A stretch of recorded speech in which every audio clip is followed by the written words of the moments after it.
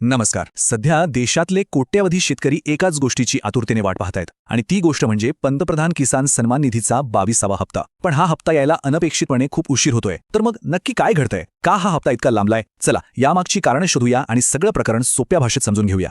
आणि हाच तो प्रश्न आहे जो आज लाखो शेतकऱ्यांच्या मनात आहे. त्यांची चिंता साहजिकच दिवसेंदिवस वाढतीये. मागचा म्हणजे 21वा हप्ता नोव्हेंबरमध्ये आला होता. आता पुढच्या हप्त्याची प्रतीक्षा चांगलीच लांबली आहे. ह्या विलंबामागे नेमकं दडलंय तरी काय? ही संख्या काही लहान नाहीये. तब्बल 9 कोटी शेतकरी या योजनेशी जोडलेले आहेत. विचार करा, म्हणजे जवळजवळ आपल्या महाराष्ट्राच्या लोकसंख्ये इतके लोक. या एका आकड्यावरून या विलंबाचा परिणाम किती मोठ्या स्तरावर होतोय याचा आपल्याला अंदाज येतो.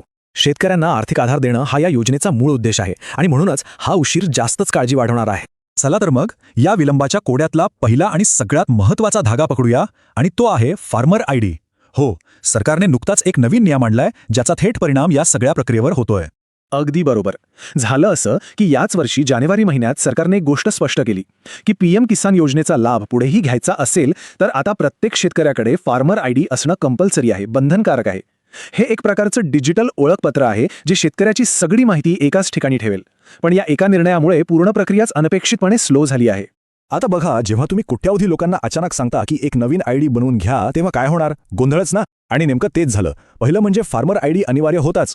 अनेक शेतकऱ्यांना, विशेषतः ज्यांना टेक्नॉलॉजीची तितकी सवय नाही, त्यांना ऑनलाईन अर्ज करणं खूप अवघड वाटलं. मग काय, लोक मदतीसाठी जवळच्या सेवा केंद्रांवर गेले आणि तिथे लागल्या भल्या मोठ्या रांगा. आणि ह्या सगळ्या गर्दीत गोंधळात कागदपत्रांची पडताळणी करणारी संपूर्ण सिस्टमच हळू झाली आणि म्हणून हप्ता पुढे ढकलला गेला. बघा, एका निर्णयाचा हा असा साखळी परिणाम झाला. हे झालं पहिलं कारण. आता वळूया दुसऱ्या आणि तितक्याच महत्त्वाच्या कारणाकडे. हे कारण जोडलेलं आहे सरकारच्या त्या प्रयत्नांशी ज्यामुळे या योजनेत आणखी पारदर्शकता येईल. सरकार काय करतंय तर बनावट लाभार्थ्यांना योजनेतून बाहेर काढण्यासाठी एक मोठी मोहीमच राबवत आहे. खरं तर असं लक्षात आलं की अनेक लोक चुकीच्या पद्धतीने किंवा फसवणूक करून या योजनेचा फायदा घेत होते. काही जण तर एकाच जमिनीवर पैसे उचलत होते. अशा अपात्र लोकांना शोधून त्यांना योजनेतून काढून टाकण्याची प्रक्रिया सरकारने सुरू केली आहे. ही एक प्रकारची स्वच्छता मोहीम समजा, जेणेकरून भविष्यात फक्त खऱ्या आणि पात्र शेतकऱ्यांनाच याचा लाभ मिळेल. आणि ही कारवाई किती मोठी आहे याचा अंदाज तुम्हाला या आकड्यावरून येईल. फक्त एका राज्यात म्हणजे उत्तर प्रदेशमध्ये तब्बल 19 लाख लोकांचे हप्ते थांबवण्यात आले आहेत. विचार करा, जर एका राज्यात इतके अपात्र लोक असतील तर संपूर्ण देशभरात ही संख्या किती मोठी असेल. साहजिकच या देशव्यापी पडताळणीमुळे सुद्धा हप्ता यायला वेळ लागतोय. पण या सगळ्या विलंबाच्या आणि कारवाईच्या बातम्यांमध्ये एक अनपेक्षित आणि चांगली बातमी सुद्धा समोर आली आहे आणि ती आहे बिहारच्या शेतकऱ्यांसाठी. तिथे राज्य सरकारने एक खूप मोठा आणि महत्त्वाचा निर्णय घेतलाय.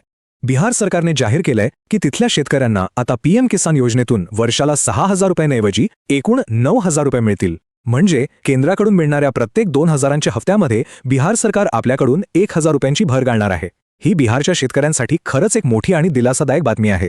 चला तर मग आता मूळ प्रश्नावर येऊया. हे सगळं ठीक आहे, पण शेतकऱ्यांच्या खात्यात पैसे नेमके कधी जमा होणार? यातला महत्त्वाचा मुद्दा हा आहे की सरकारकडून अजून कुठलीही फायनल तारीख आलेली नाहीये. पण न्यूज 18 सारख्या काही रिपोर्ट्सनुसार अशी अपेक्षा आहे की होळीच्या सणापूर्वी शेतकऱ्यांच्या खात्यात हा 22वा हप्ता जमा होऊ शकतो. पण पुन्हा एकदा लक्षात घ्या, ही केवळ एक शक्यता आहे, अधिकृत घोषणा नाही. तर मग या सगळ्या माहितीचा सारांश काय?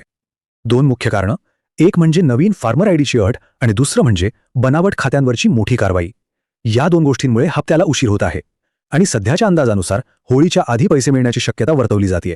आणि शेवटी हे सगळं आपल्याला एका मोठ्या मूलभूत प्रश्नाकडे घेऊन जातं की कोणत्याही सरकारी योजनेमध्ये वेग आणि पारदर्शकता यांच्यात योग्य संतुलन कसं साधायचं. कारण एका बाजूला गरजू लोकांपर्यंत मदत पटकन पोचली पाहिजे, तर दुसऱ्या बाजूला योजनेचा गैरवापर थांबवून ती पारदर्शकही ठेवली पाहिजे. हे संतुलन साधणं हेच खरं आव्हान आहे, नाही का?